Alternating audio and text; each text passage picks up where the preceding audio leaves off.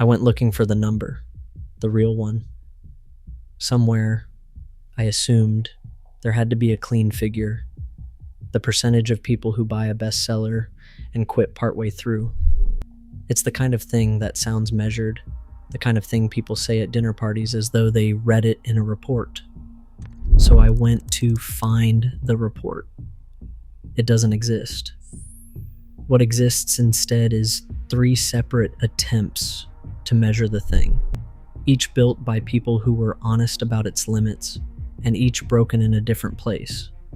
Stacked together, they don't give you the number. They give you something more useful, a map of why the number is so hard to catch, and, buried inside all 3, a quiet pattern about which books escape the graveyard entirely. Hold on to that.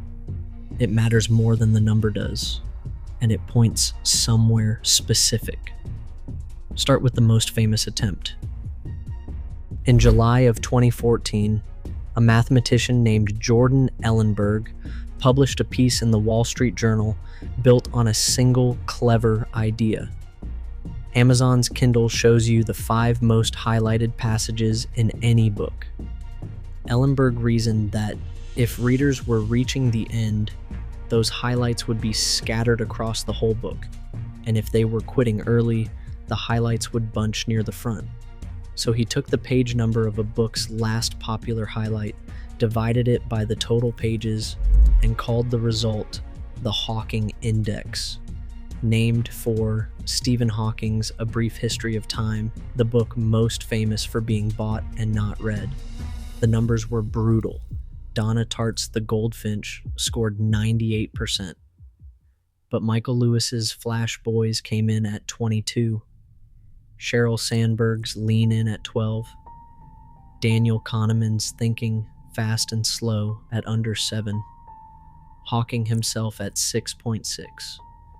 And in last place, Thomas Piketty's 700-page Capital in the 21st Century, where the last of the 5 most highlighted passages sat on page 26, 2.4%. It's a beautiful method. It's also, in Ellenberg's own words, completely unscientific and totally for fun. And he was the first to name the flaw. Nonfiction scores badly not necessarily because people quit, but because of where people highlight. Readers highlight thesis statements, the sharp, quotable claim an author makes up front, and those live in introductions. So a book can be read cover to cover and still show all its top highlights on page 20, because page 20 is where the quotable sentence was. The Hawking Index isn't measuring where reading stops. It's measuring where highlighting stops and hoping the two are the same. Ellenberg said so himself on NPR in the same breath as the results. Notice what kinds of books cluster at the bottom of his list, though. The doorstop, the prize winner, the important non-fiction. Not one thriller in the wreckage.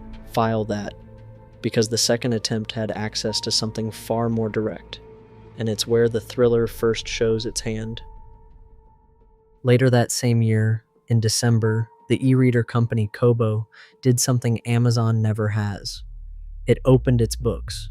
Kobo tracks what its devices actually do, not where you highlight, but which page you're on when you stop turning them. It aggregated that across more than 21 million users in Canada, the United States, the United Kingdom, France, Italy, and the Netherlands, and published the result. This is real completion data, and it told the same story the Hawking Index did, more precisely. The Goldfinch, that year's most downloaded literary novel, was finished by 44% of British Kobo readers. A majority bought it and never reached the end. 12 Years a Slave, Riding Attention from the Film, was finished by 28%. And then the genre breakdown, which is the number this whole channel should have tattooed somewhere. Romance novels were finished 62% of the time. Crime and thrillers, 61. Fantasy, 60.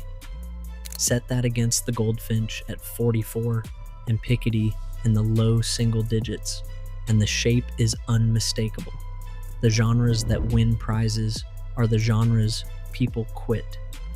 The genre engineered to keep you turning pages is the one people actually finish.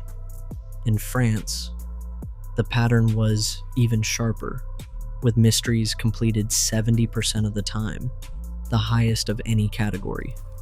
And the single most completed title in the entire United Kingdom that year was not the Booker winner and not the Pulitzer winner.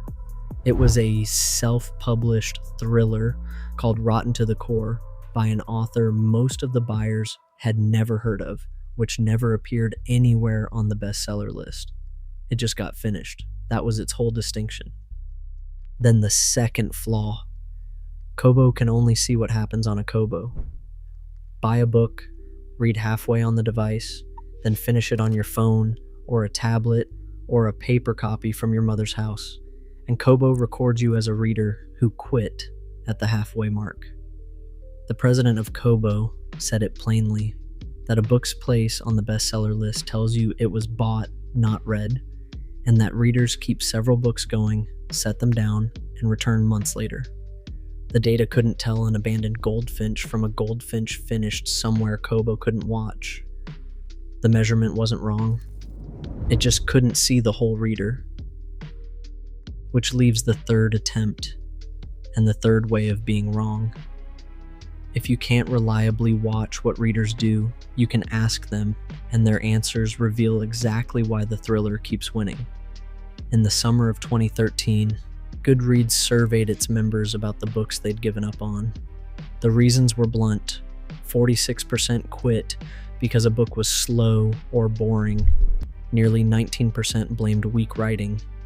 But the more revealing figures were the reasons people gave for pushing through a book they weren't enjoying. The top one was that they simply like to finish things. The second, at 25%, was that they needed to know what happens. And that second reason is not a personality trait. It's a design specification. It is the single force a thriller is built, from its first page to manufacture. Romance runs on wanting two people to end up together. The thriller runs on an open loop the reader cannot stand to leave open, and Goodreads just measured how many people that force drags across the finish line, a quarter of them against their own boredom. The survey even found a breaking point. The place most people reported abandoning ship was between page 50 and page 100, which is precisely the stretch a competent thriller spends detonating its first twist, specifically so you never reach that wall unhooked. And this is the part that stops being about data sets and starts being about you, because you have both books in your house right now. Somewhere there's one with a bookmark wedged around page 70 where it has lived for 8 months. The important one. The one you bought to be the kind of person who'd read it. You didn't decide to abandon it. You just picked up your phone one night instead, and again, and the bookmark stopped moving, and the book quietly became furniture.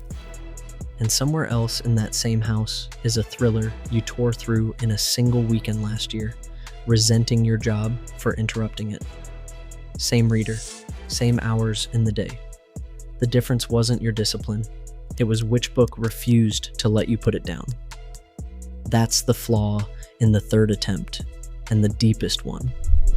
Goodreads asked people to report their own behavior, and people are catastrophically unreliable narrators of their own reading. 38% of respondents claim they always finish every book they start. Always.